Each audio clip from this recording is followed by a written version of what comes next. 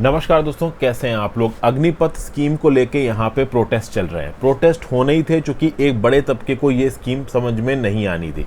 इस प्रोटेस्ट के जवाब में सरकार ने यहाँ पे क्या और एडेड इंसेंटिव्स दिए हैं अग्निपथ स्कीम के अंदर, और अलग अलग आर्मी वेटरन्स यहाँ पे क्या कह रहे हैं, इसको समझने की कोशिश करेंगे। देखिए, ऑब्वियस ही बात है, बच्चे एक पॉइंट बोलेंगे कि भाई देखो, हमने 4 साल अपनी ज़िंदगी के सबसे प्रोडक्टिव अगर हमने इस नौकरी को दे दिए तो उसके बाद हम क्या करेंगे। सरकार का लॉजिक क्या है कि भाई 17.5 से लेके 21 साल के बीच में तुमको अपॉर्चुनिटी मिल रही है, इससे तुम्हें पैसे मिल जाएंगे। 21 साल की उम्र पे आज की डेट में ज़्यादातर यूथ्स अपना जो फ्यूचर है वो एक्सप्लोर कर रहे होते हैं, तो आपको अच्छा खासा एम्पल टाइम मिल जाएगा आर्मी को छोड़ने के बाद भी कुछ नया करने का।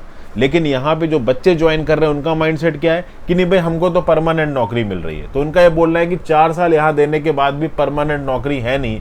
तो एक आइडियोलॉजिकल क्लैश हो गया यहाँ पे।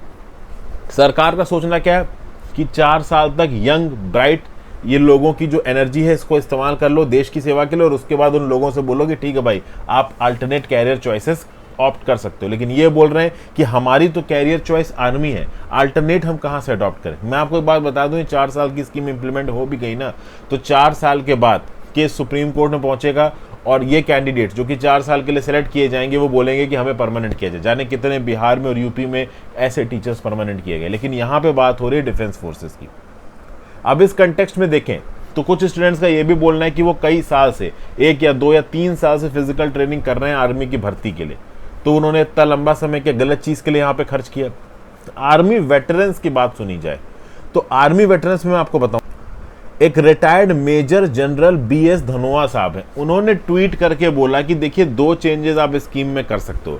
धनोआ साहब का ये बोलना है कि आप 4 साल के लिए नहीं, कम से कम 7 साल के लिए हायर करिए, प्लस कम से कम 50% लोगों को रिटेन करिए। मतलब ये जो 4 साल की हायरिंग है इसको 7 साल कर दो।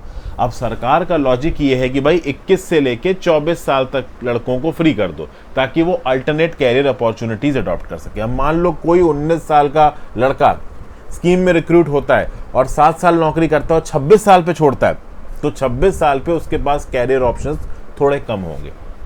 तो ओवरऑल यहाँ पे सरकार जो लॉजिक दे रही थी कि 4 साल के बाद आपके पास अपनी कैरियर अपॉर्चुनिटीज के लिए बहुत से अल्टरनेटिव्स होंगे, वो लॉजिक फेल हो जाता है अगर ये 7 साल वाला प्लान इंप्लीमेंट होता है। बहरहाल धनोआ साहब का ये बोलना है कि कम से कम 7 साल की सर्विस होनी चाहिए, प्लस 50% लोगों को रिटेन करना चाहिए। सरकार के ऊपर यहाँ पे प्रेशर आया और सरकार ने यहाँ पे क्या बोला, तो देखिए कुछ चेंजेस यहाँ पे सरकार ने प्रॉमिस किए हैं। वैसे मैं बता दूं कि ये जो ओवरऑल बवाल हुआ है, जो लड़के यहाँ पे सड़क पे उतर आए हैं, इसके अगेंस्ट, इसको देखते हुए सरकार ने यहाँ पे कुछ अनाउंसमेंट किए। अनाउंसमेंट क्या, देखिए एक तो ये बोला जा रहा है कि जो बच्चे 10वीं कक्षा करके इस पर्टिकुलर अग्निवीर स्कीम में आ रहे हैं उनके लिए 12वीं की डिग्री उनके इस 4 साल की सर्विस के साथ मिल जाए, इस बात का कुछ जुगाड़ किया जाएगा मोस्ट प्रॉब्ली सरकार के द्वारा। हालांकि सरकार ने इसके ऊपर अभी हामी नहीं भरी है। देखिए 17.5 साल पे आप एनरोल कर रहे हो तो ऑब्वियस बात है आपने 12वीं कक्षा नहीं पढ़ी होगी, तो जिसने 10वीं कक्षा पास की गई उसकी 12वीं कक्षा भी साथ साथ हो जाए। एक तो इस चीज़ की कोशिश करे सरकार। लेकिन देखिए जब आप डिफेंस में रिक्रूट होते हो ना, तो भैया पूरा दिन आपका फिर देश के लिए होता है। जिस भी यूनिट में, जिस भी कमांड सेंटर में आप पोस्टेड होगे, वहाँ के कमांडिंग ऑफिसर CO के हिसाब से आप काम करोगे। फिर वहाँ पे आपकी दूसरी पढ़ाई या दूसरी हॉबी के लिए कोई समय नहीं होगा। ये 4 साल आपने देश को दे दिए, फिर भूल जाओ। तो इस 4 साल में आप साथ में पढ़ भी लो और थोड़ी बहुत डिग्री भी कंप्लीट कर लो, ये लॉजिक चल नहीं पाएगा।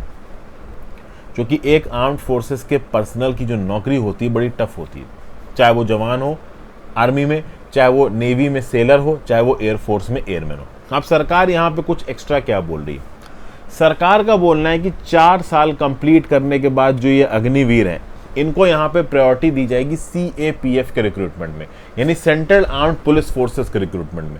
सेंट्रल आर्म्ड पुलिस फोर्सेस में क्या क्या आता है, तो central reserve police force, central industrial police force, border security force, सशस्त्र सीमा बल, इंडो तिब्बतन बॉर्डर पुलिस, और उसके साथ साथ एक और आसाम राइफल्स है। तो इन CAPF और आसाम राइफल्स में इन अग्निवीरों को प्रेफरेंस दी जाएगी। देखिए क्या है कि इस समय पे CAPF में, सेंट्रल आर्म्ड पुलिस फोर्सेस में कांस्टेबल और सब इंस्पेक्टर के लेवल पे बहुत सी सीटें खाली है।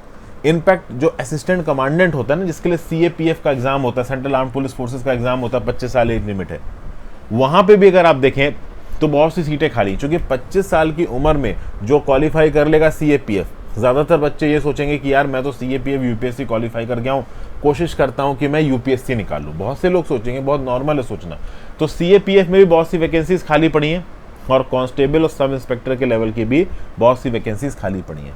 तो ओवरऑल अपने 4 साल का टेन्योर पूरा करने के बाद इन अग्निवीरों को CAPF के रिक्रूटमेंट में आप कह लो एक इम्पोर्टेंस दी जा सकती है, एक प्रेफरेंस दी जा सकती है। एक्स सर्विसमैन वाला कोटा मिलेगा, इसके बारे में भी कोई भी अनाउंसमेंट नहीं आया।